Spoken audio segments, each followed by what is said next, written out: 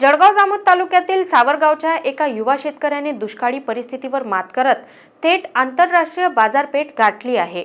Tissue culture केळीची यशस्वी लागवड करत ही केळी थेट इराणला निर्यात केली आहेत।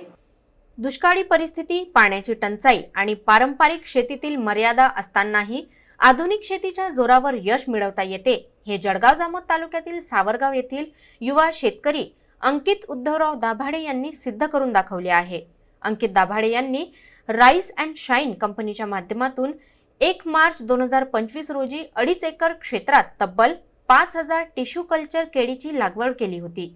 आधुनिक तंत्रज्ञान, योग्य नियोजन आणि सातत्यपूर्ण मेहनतीच्या जोरावर या केळीचे उत्पादन दर्जेदार झाले। विशेष बाब म्हणजे या केळीला O3 बनाना कंपनीच्या माध्यमातून थेट इराण देशात निर्यातीची संधी मिळाली आहे। दुष्काळी व कडक हवामान असलेल्या जळगाव जामोद तालुक्यात पहिल्यांदाच अशा प्रकारची टिश्यू कल्चर केळीची यशस्वी लागवड आणि थेट निर्यात झाली आहे। या केळीला प्रति क्विंटल सुमारे 1500 रुपये दर मिळाल्याने आर्थिक दृष्ट्याही ही शेती अत्यंत फायदेशीर ठरली आहे। शिक्षण घेत असतानाच शेतीकडे वळत अंकित दाभाडे यांनी आधुनिक शेतीचा आदर्श उभा केला आहे।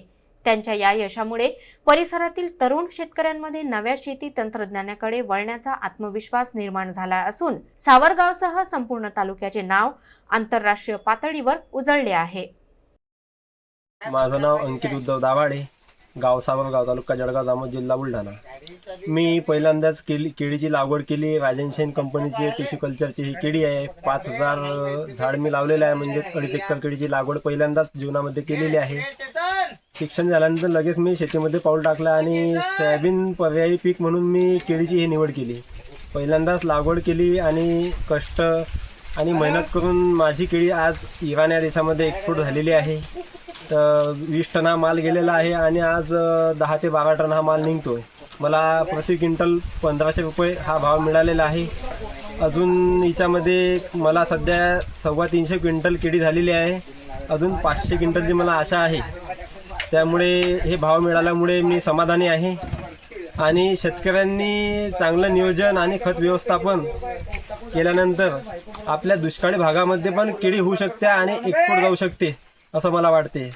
त्यामुळे नवीन जे मुलं आहेत, समजा ज्यांचं शिक्षण झालेलं आहे, ग्रॅज्युएट झालेलं आहे, नोकऱ्या कमी आहे, त्यामुळे मी शेतीचा पर्याय निवडला आणि केळीची लागवड करून पहिल्यांदाच मी सक्सेस झालो।